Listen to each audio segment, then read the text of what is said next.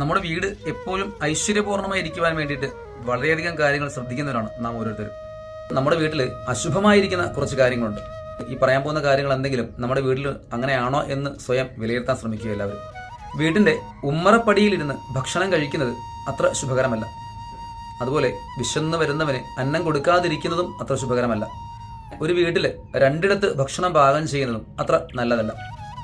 പിന്നെ എച്ചിൽ പാത്രങ്ങൾ കഴുകാതെ വെച്ച് കിടന്നുറങ്ങുന്നത് അതും ഒട്ടും ശുഭകരമായ കാര്യമല്ല. നിത്യേന മുറ്റം അടിക്കാതിരിക്കുന്നതും അത്ര നല്ലതല്ല. കിടക്ക വിട്ട് ഉണർന്നെഴുന്നേറ്റാൽ ഉടൻ തന്നെ കിടക്ക നമ്മൾ കുടഞ്ഞു വിരിക്കാൻ ശ്രദ്ധിക്കണം.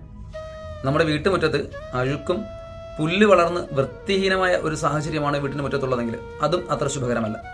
നഖം, മുടി എന്നിവയൊക്കെ മുറിച്ച് അലക്ഷ്യമായി നമ്മുടെ വീടിനകത്തോ അല്ലെങ്കിൽ പുറത്തെ സാഹചര്യങ്ങളോ ഇടുന്നതും അത്ര ശുഭകരമായ കാര്യമല്ല. ഉമിക്കരി, ഉപ്പ് എന്നിവ മറ്റൊരാൾക്ക് വെറും കയ്യിൽ കൊടുക്കുന്നതും അതുപോലെ അത് കളയുന്നതും അത്ര നല്ലതല്ല. സന്ധ്യാസമയത്ത് നിലവിളക്ക് കൊളുത്താതെ അല്ലെങ്കിൽ നാമജപത്തിൽ മുഴുകാതെ ഇരിക്കുന്നതും അത്ര ശുഭകരമായ കാര്യമല്ല. പിന്നെ ഈ നിലവിളക്ക് കൊളുത്തുന്നത് കരിന്തിരി കത്തുന്നതും അത്ര നല്ലതല്ല. നമ്മുടെ വീടിനകത്ത് മാറാല പിടിച്ചിരിക്കുന്നതും അശുഭകരമായ കാര്യമാണ്.